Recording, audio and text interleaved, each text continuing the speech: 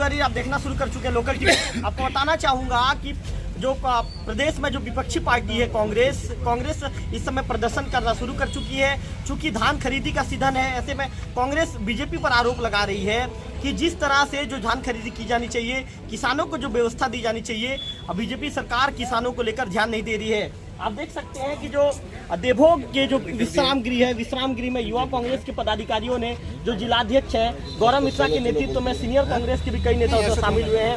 सुखचंद बेसरा जी हैं, भूपेन माझी जी जो ब्लॉक अध्यक्ष हैं, आशीष पांडे जी हैं, दुर्गा चंद अवस्थी जी हैं, अरुण सोनवानी जी हैं, सोदर कश्यप जी हैं, कई तमाम बड़े जो सीनियर कांग्रेस के जो लीडर है ये भी शामिल हुए हैं। इसके साथ साथ युवा कांग्रेस के जो अध्यक्ष हैं भविष्य प्रधान जी को भी आप देख रहे हैं। हम बातचीत कर लेते हैं सीधे गौरव मिश्रा जी से। अच्छा गौरव जी, क्या मांग थी और किस मांग को लेकर आपने स्थानीय विश्राम गृह से यहाँ तक पैदल मार्च किया, किन बातों को लेकर अवगत करवाई है? हम लोगों ने तहसीलदार के माध्यम से सोई हुई सरकार को जगाने का काम किया है। जो उन्होंने वादा किया था चुनाव से पहले 3100 रुपये एक मुश्त देने का, 3100 रुपये एक मुश्त किसी को नहीं मिल रहा है।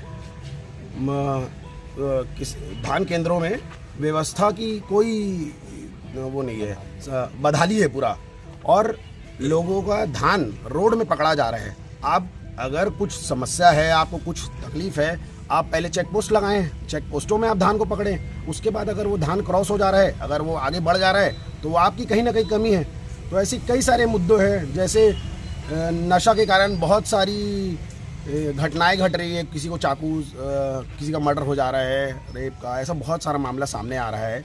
तो आप पुलिस प्रशासन भी इसमें चुस्ती से काम नहीं कर पा रही है। कहीं ना कहीं शासन चलाने में विफल है। और हमारा ये मांग है कि आप अच्छे से उसको सुचारू रूप से चला पाएँ और किसानों को जो समर्थन मूल्य है और जो व्यवस्था है उसको अच्छे से आप करके दे पाएँ। और सबसे बड़ा मुद्दा ये है कि आप पुलिस वालों को फ्री हैंड दे, किसी के दबाव में वो काम नहीं कर सकते। इससे पहले भी शासन चल रहा था, इससे पहले से भी प्रशासन चल रहा था। इतनी सारी घटनाएं एक सालों में कभी नहीं हुई थी जो अभी ये एक साल में हुई। इतनी घटनाएं तो 5 सालों में भी नहीं हुई थी। तो आप उनको दे, वो सक्षम है। आप अभी उनके ऊपर से दबाव हटाएं। वो 1 महीने में हमारे प्रदेश को जुल्म मुक्त प्रदेश बनाने का दम रखती है हमारी। मतलब गौरव जी, पूरे प्रदेश में जो घटनाएं घट रही है उसको लेकर आपका कहना ये है? हाँ, पूरे प्रदेश में जो घटनाएं घट रही है उसको लेकर हमने पहले तहसील में आज किया है, 11 से 17 के बीच में जिला में करेंगे, और उसके बाद प्रदेश स्तर में मुख्यमंत्री निवास का घेराव होने वाला है। ये यूथ कांग्रेस का एक पहल है और एक आंदोलन है। तो आप गौरव मिश्रा जी को सुन रहे थे, युवा कांग्रेस के जो ब्लॉक अध्यक्ष है उनसे बातचीत कर रहे हैं। अच्छा ब्लॉक अध्यक्ष जी बताइए, आप भी मौजूद रहे, अब क्या कहना चाहेंगे? जी देखिए, अब जैसा तत्कालीन सरकार कर रही है, पहले भी नशाखोरी का ये मामला था, ठीक है। आज जिस प्रकार से नशा के तौर पे शराब तो सरकार बेच रही है, लेकिन वहाँ पे आहता भी सरकार ही चला रही है, और पुलिस वाले वहाँ पे जाके बाइक को भी रोकते हैं और फूंक मार बोलते हैं। तो भाई जब सरकार ही शराब बेच रही है तो बाइक चलाने वाला बत्ती में नहीं पिएगा तो कहाँ जाके पिएगा? ऐसा कृत्य हो रहा है, ये सब चीज़ बंद होना। ब्लॉक अध्यक्ष जी, एक्सीडेंटल के मामले भी तो लगातार बढ़ रहे हैं। नशाखोरी लोग करेंगे तो एक्सीडेंट का मामला भी बढ़ेगा। पुलिस तो अपनी जवाबदेही निभाएगी ना? हाँ जी, तो निभाएगी। तो शासन, जब भट्टी शासन चला रही है तो प्रशासन तो उसका सहयोग कर रही है कायदे से, तो भैया लोग तो पिएंगे ही। कहीं ऐसा तो नहीं है कि आप लोग पुलिस वालों की जवाबदारी रोकने से मना कर रहे हैं? जी नहीं, बिल्कुल। आप रोड पे ये चीज कीजिए, आप भट्टी में जाके क्यों कर रहे हैं? तो चलिए और भी बातचीत कर लेते हैं। उमेश जी, क्या कहना चाहेंगे? सबसे पहले बात तो मैं ये बोलना चाहता हूँ कि भाजपा की जो सरकार है वो पूर्ण से फैल है, क्योंकि वो सिर्फ नाम चेंज करने का काम कर रही है। चाहे देखो, हम लोग हमारी जो भूपेश सरकार थी वो पहले सब छत्तीसगढ़ या स्वाभिमान की बात करती थी। आज का छत्तीसगढ़ महतारी का भी हटा दिया गया फोटो, कहीं आज का छत्तीसगढ़ जो हमारा राजकीय गीत होता है उसको भी हटा दिया गया है।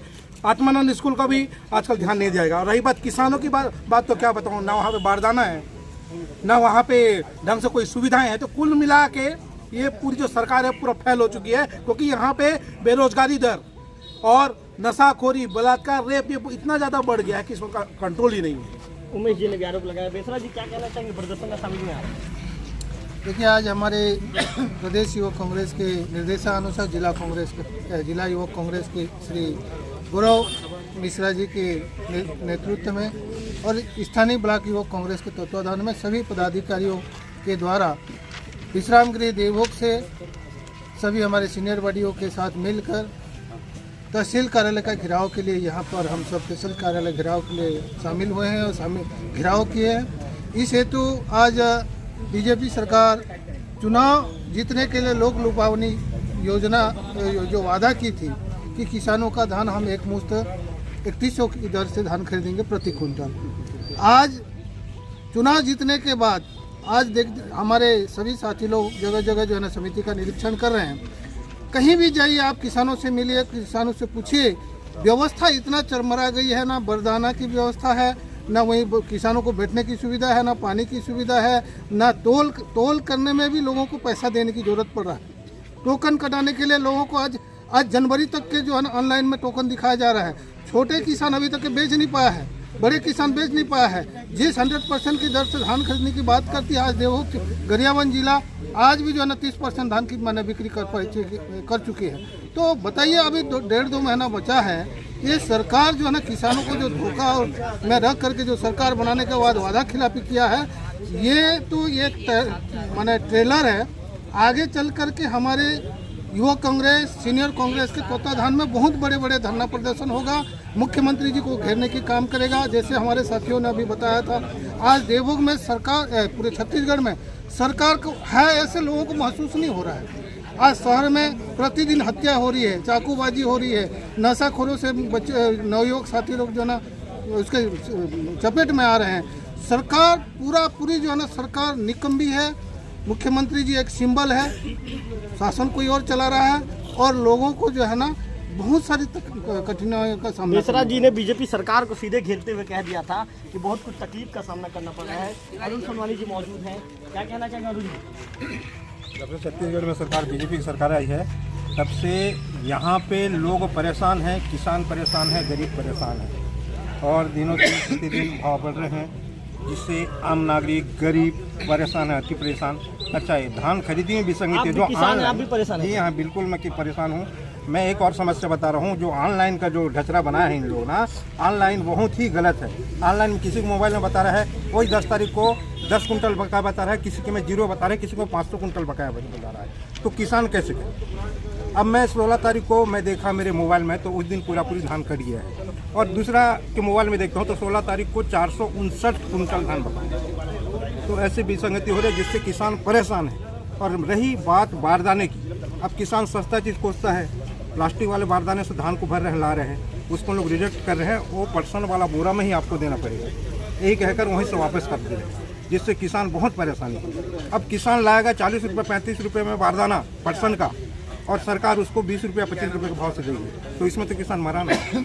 तो इस समस्या से जूझ रहे हैं, इसलिए युवा कांग्रेस के नेतृत्व में आज यहाँ पे तहसील ऑफिस का घेराव किया गया है, जिसमें हम लोग सीनियर कांग्रेस वगैरह पूरे कांग्रेस सीमा क्षेत्र किसान सभी यहाँ उपस्थित होकर सरकार के विरुद्ध में एक संदेश दे रहे हैं। तो अरुण सोनवानी जी ने ये कहा है कि इस तरह की बातें अरुण सोनवानी जी ने कहा है, बात करूंगा मैं आपसे बात करूंगा, अभी आप ही से बात करने वाला था। अरुण सोनवानी जी ने कहा है कि बारदाना को लेकर किसान परेशान है। लोकल टीवी भी लगातार किसानों के मुद्दे की आवाज़ उठाता है और हम कई मंडियों में पहुँचते हैं, धान खरीदी केंद्रों में पहुँच हम किसानों की आवाज़ बुलंद करते हैं। बातचीत कर लेते हैं। अच्छा भूपेंद्र जी, काफ़ी शांत नजर आ रहे हैं, आपके अंदर जो उग्रता नजर नहीं आ रहा है। किसानों को समस्या को लेकर आप ज्ञापन सौंपने आए हैं, लेकिन आप काफ़ी शांत हैं, ऐसा क्यों? शांत नहीं हूँ। देखिए, जिस चीज़ को लेकर के बीजेपी की जो सरकार बैठा है जनता को 2100 रुपया देने का वादा किया है, आज तक उन्होंने 2100 रुपया नहीं दे रहा। हमारे किसान आ रहे हैं, सिर्फ जो केंद्र से जो समर्थन मूल्य है उसको भर दे रहे हैं। उन्होंने कहा था कि हम एक मुश्त 2100 रुपया देंगे किसानों को। हमारा किसान इतने समस्या से जूझ रहा है। आज हम कल निरीक्षण में घूमे, कहीं बारदाना है कहीं नहीं है। 40-45 रुपया खरीद करके 25 रुपया 20 रुपया में अपना बारदाना दे रहे हैं। तो बारदाना आज शुरुआत नहीं हुआ है और बारदाना की कमी हो रहा है।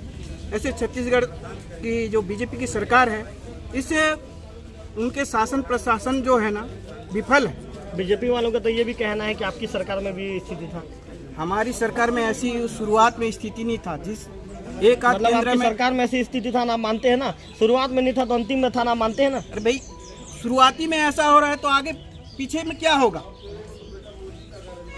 हर कोई मंडी में ऐसे समस्या नहीं आती थी हमारे कांग्रेस की सरकार में। तो भूपेन्द्र माझी ने साफ तौर पर आरोप लगाया कि कांग्रेस की सरकार में स्थिति एकदम ठीक थी।